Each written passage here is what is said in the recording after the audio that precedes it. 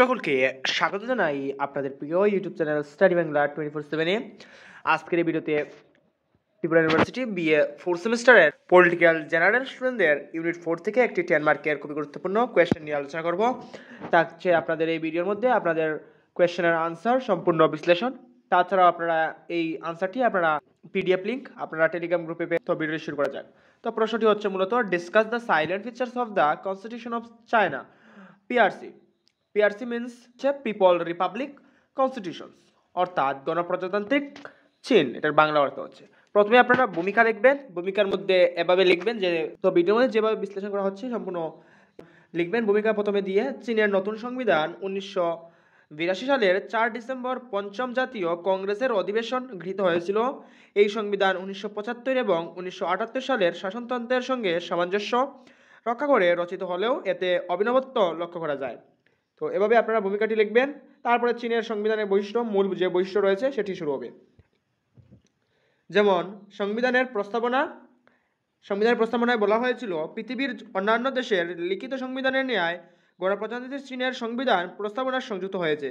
প্রস্তাবনার সব রকমের শোষণ ও দারিদ্র অবসান ও সমাজতান্ত্রিক সমাজ ব্যবস্থার প্রভৃতিকে প্রাধান্য দেওয়া হয়েছে। অর্থাৎ বলা হয়েছে পৃথিবীর যে সকল সংবিধানের অন্যতম হচ্ছে চীনের সংবিধান, যেটা বৃহত্তম সমাজতান্ত্রিক বলা যেতে পারে। সংবিধানের মধ্যে প্রস্তাবনায় সব রকমের শোষণ এবং দারিদ্র্যের সম্পূর্ণ অবসান এবং সমাজতান্ত্রিক সমাজ ব্যবস্থাকে প্রতিফলিত করা হয়েছে। 2 নম্বরে যে বৈশিষ্ট্য লিখবেন সেটি হচ্ছে সমাজতান্ত্রিক সংবিধান।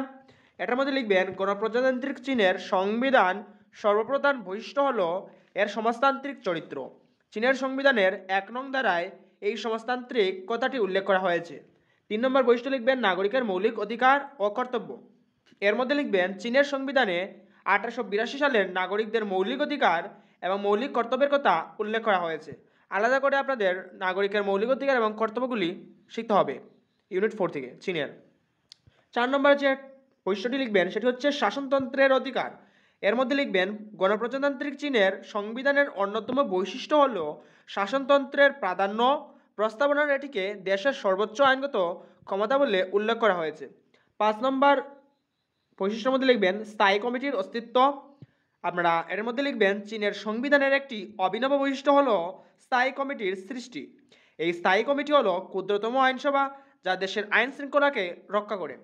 6 নম্বর যে বৈশিষ্ট্যটি লিখবেন সেটি হচ্ছে জাতীয় গণকংগ্রেস। এর মধ্যে লিখবেন, চীনের সংবিধানের সর্বোচ্চ আরেকটি বৈশিষ্ট্য হলো জাতীয় গণকংগ্রেস। এই জাতীয় গণকংগ্রেস জাতীয় জনসমাজগুলির প্রতিনিধিত্বের জন্য উপযুক্ত ব্যবস্থা গ্রহণ করে। 7 নম্বরে যে বৈশিষ্ট্য লিখবেন সেটি হলো সার্বভৌমত্ব প্রতিষ্ঠা। এর মধ্যে লিখবেন, চীনের সংবিধানের 2 নং ধারায় সার্বভৌমত্বের কথাটি উল্লেখ করা হয়। এটিকে জনগণের সকল ক্ষমতার উৎস বলা হয়েছে। 8 নম্বরে যে বৈশিষ্ট্যটি লিখবেন সেটি হচ্ছে সশস্ত্র বাহিনীর ভূমিকা। এর মধ্যে লিখবেন, চীনের রাজনৈতিক ব্যবস্থায় সশস্ত্র বাহিনীর ভূমিকা সংবিধানের একটি গুরুত্বপূর্ণ বৈশিষ্ট্য। এই বাহিনীর কাজ হলো জাতীয় ব্যবস্থাকে সংহত করা। 9 নম্বরে যে পয়েন্টটি লিখবেন অর্থাৎ বৈশিষ্ট্য সেটি হলো গণতান্ত্রিক কেন্দ্রিকতা বাদ। এর মধ্যে লিখবেন, গণপ্রজাতান্ত্রিক চীনের সংবিধানের 3 নং ধারায় গণতান্ত্রিক কেন্দ্রিকতাবাদ কথাটির উল্লেখ করা হয়েছে। এটি প্রশাসন ও কমিউনিস্ট পার্টির গঠনের প্রযুক্তিগত হবে। 10 নম্বরে যে পয়েন্টটি লিখবেন অর্থাৎ বৈশিষ্ট্যটি হচ্ছে সর্বোচ্চ গণ আদালত। এর মধ্যে লিখবেন, চীনের সংবিধানের অন্যতম বৈশিষ্ট্য হলো সর্বোচ্চ গণ আদালত। এই আদালতকে নিয়ে চীনের বিচার ব্যবস্থা গঠিত হয়েছে। তো এই 10টা বৈশিষ্ট্য দেওয়ার পর শেষে উপসংহার লিখবেন।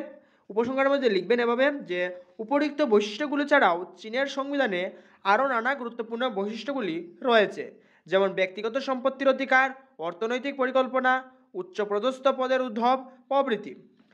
এবং 1982 থেকে 2008 পর্যন্ত চীনের সংবিধানকে একাধিকবার সংশোধন করা হয়েছিল এবং এই সংশোধনের মধ্য দিয়েই তার কিছু বৈশিষ্ট্য আমরা আলোচনার মাধ্যমে তুলে ধরলাম। তো এভাবে যদি আপনারা আনসারটি সম্পূর্ণ করেন তাহলে আপনাদের ফুল মার্ক পাওয়ার সম্পূর্ণ সম্ভাবনা থাকবে। যদি এই চ্যানেলে নতুন হয়ে থাকেন তাহলে চ্যানেলটিকে সাবস্ক্রাইব করে পাশে থাকা বেল আইকনটি অন করে রাখবেন।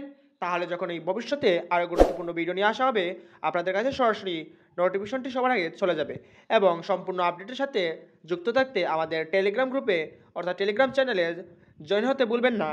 আজকের ভিডিও এতটুকুই। সকলকে ভিডিও দেখার জন্য ধন্যবাদ।